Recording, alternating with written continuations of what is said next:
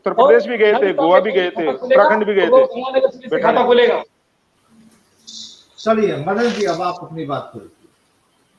देखिए प्रदीप जी, ये प्रियदर्शी जी ने बड़ी जोर जोर से और बड़े दंगे भारतीय जनता पार्टी करती है, इनका इतिहास होता है कॉम्युनल, ये लोग हैं और ये धर्म की राजनीति करते हैं, बड़े इस तरीके के बातें करी है इन्होंने। तो मैं उसका सिर्फ एक ही जवाब दे सकता हूँ आपको कि धर्म की राजनीति कौन करता है, जब चुनाव आते हैं, जब कोर्ट के ऊपर जनेऊ कौन पहनता है, ये पूरी दुनिया जानती है।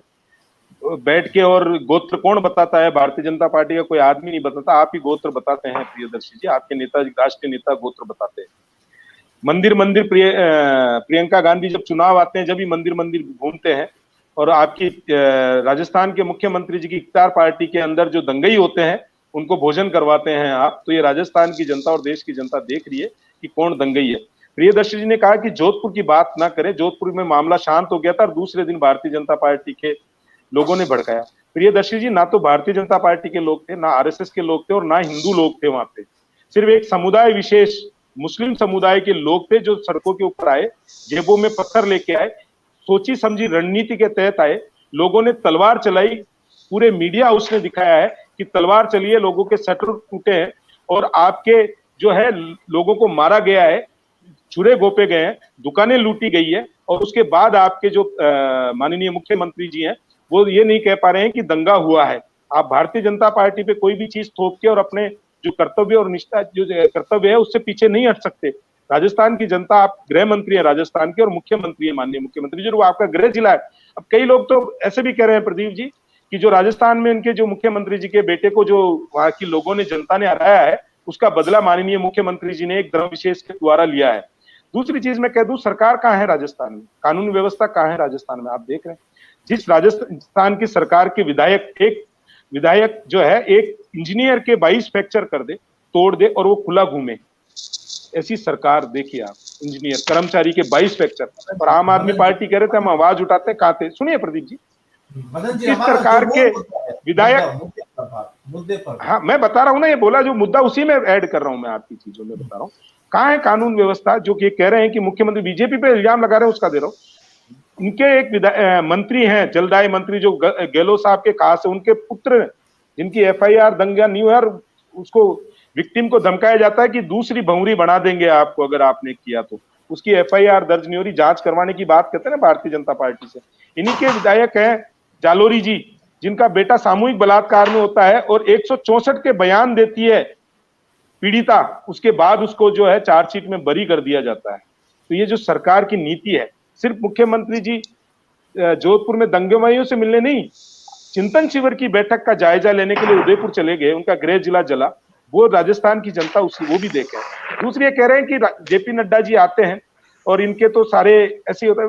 प्रियदर्शी जी, ये लोकतांत्रिक पार्टी है भारतीय जनता पार्टी, परिवार की पार्टी नहीं है। राहुल गांधी जी सीडब्ल्यूसी के सामान्य मेंबर है, उसके बाद भी आपकी सारी बैठकें राहुल गांधी जी ही लेते हैं।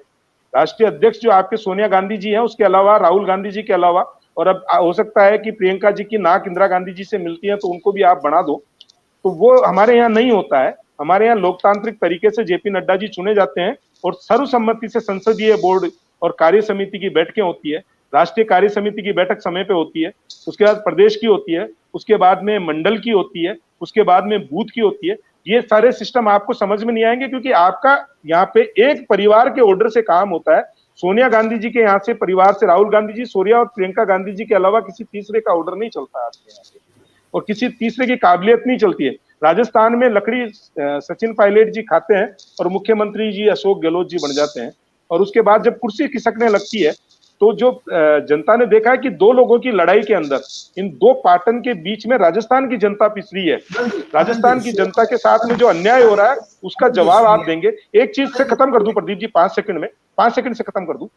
जो ये कह रहे थे कि महंगाई बढ़ रही है, 5 राज्यों में चुनाव लड़ने गए थे, इनकी जमानतें जब्त हो गई। और साथ साथ मेरे को आम आदमी पार्टी का भी जवाब देना पड़ेगा क्योंकि 2 व्यक्ति हैं।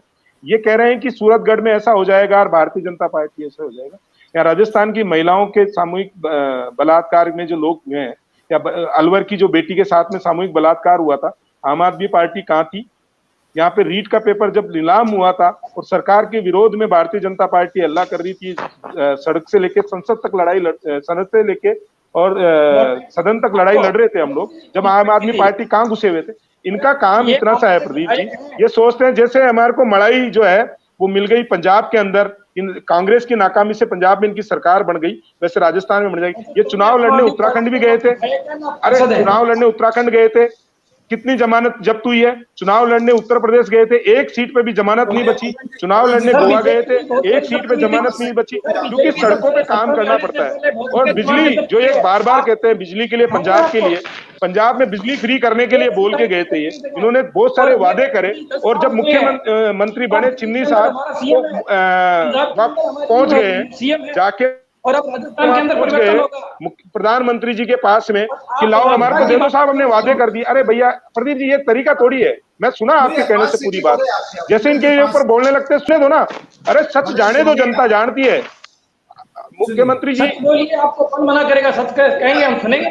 एक सवाल आपसे ये था मदन जी, सवाल ये था केवल कि जेपी नड्डा जी की राजस्थान में प्लानिंग क्या है, ये आखिरी सवाल है। इसके बाद संक्षेप में बताइए, फिर प्रियदर्शी जी से लास्ट कमेंट चाहिए।